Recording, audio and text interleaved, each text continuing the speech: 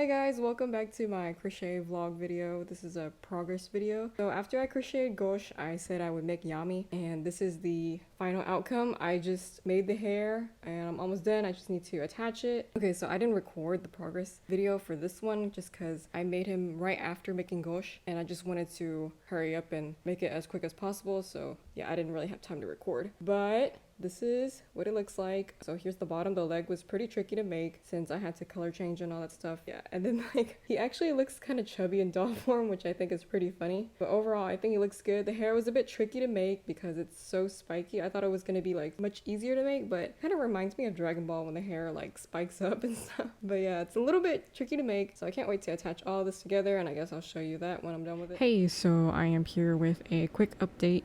Currently I am crocheting Charmy. So these are her legs and so I got the shoes are here, the skin, and this is her purple pants that I'm making, and she's actually a fairly easy character to create, so I'm gonna go ahead and crochet her while watching some B-stars right now.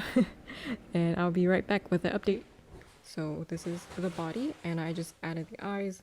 So I made her eyes green like the character, and it's a very simple design. I'm about to make the bottom of her shirt and then finish off her head.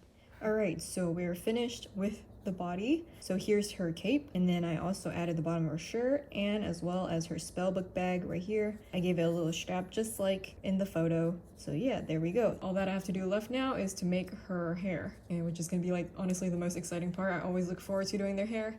Hey guys, so here's the final look of this doll, and I finally attached all of the hairs together so it's all nice and black without all of the fabric pins on the hair. So there we have it. This is the final outcome, and I actually really like it. I like how the hair looks and all that stuff. I think it's a little bit slightly more accurate to the original. So yeah, super happy with this one. And lastly, we have Charmy over here. So her hair is really super easy to do.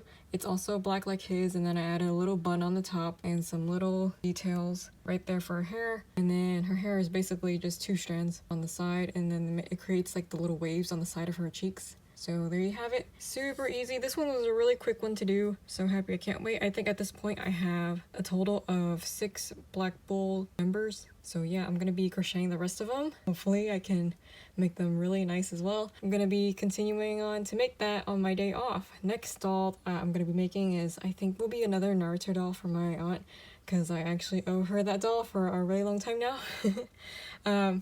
Yeah, so I guess I'll create some progress clips for that one next. Hey, so I'm gonna go ahead and prep for my Naruto doll. Okay, so here I got this really dark orange, and then I have some yellow for his hair, and then I also used these really thin lace yarns. So here's a brown, a silver, a red, a black, and then of course I also use a black yarn, thicker yarn. And then I'm also in the middle of making some Miku parts for the Miku doll. And yeah, these are, oh wait. So these are the main yarns that I use, and then this is skin yarn right here. So it's a lot of colors. I actually don't like to use that many yarns. It's too much like details, I guess, but. And I almost forgot about these two. This one is for his eyes, and then this color is for the metal plate. This is the silver that he wears across his forehead. So yeah, this is like pretty much all the colors I think that I use for Naruto.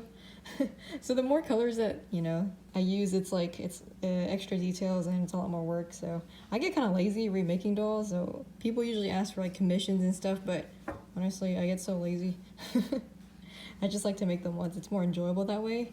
So yeah, these are what I'm going to be using, and I'll show you an update. Also, I've been getting a lot of comments saying that you guys wanted like tutorials and things like that for hair, like crocheting dolls in general. Well, it's just basically a bunch of freehanding trial and error to make your dolls. So you can choose like whatever base body that you like, and then you just play around with the yarn until you get like the shapes that you want. The way I do hair is kind of unique, which is why I can't really make any like PDF patterns. It's a lot of work.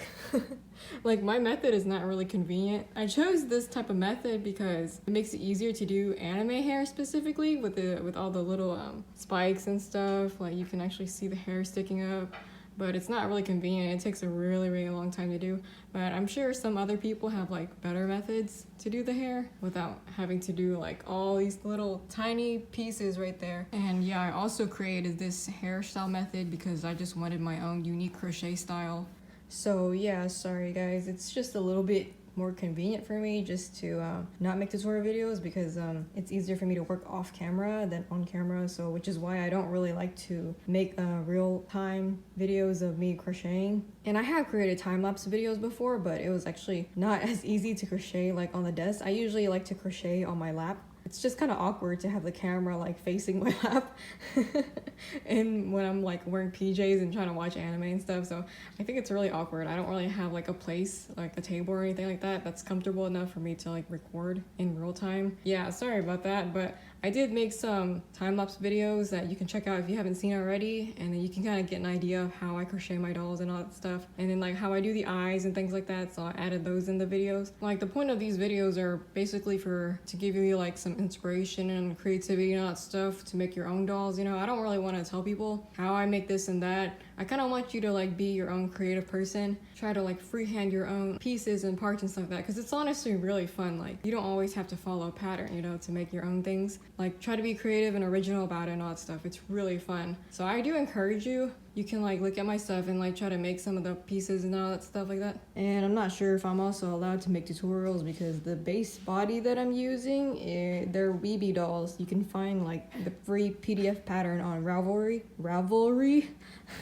So yeah, you can just go and check those out and you can make like the same dolls that I do and all that stuff. And if you do make some anime dolls, like tag me on Instagram at Hooked on the Loops so I can also see what you're making. Some other people said that they've gotten inspired by the dolls that I make, which is like really awesome. If you find some inspiration through these little vlogs and like posts and stuff like that, do tag me. I like to see what you guys can come up with. It's really cool to see what other people make, because like I'm not gonna make every single character in the world. So yeah, I like to see what creative things that people can make and all that stuff. And eventually I want to make like more original dolls, but I'm not sure yet. Right now I'm like super into like anime dolls and all that stuff, because I don't have as much merch and all that, so I'm pretty much making my own handmade merch.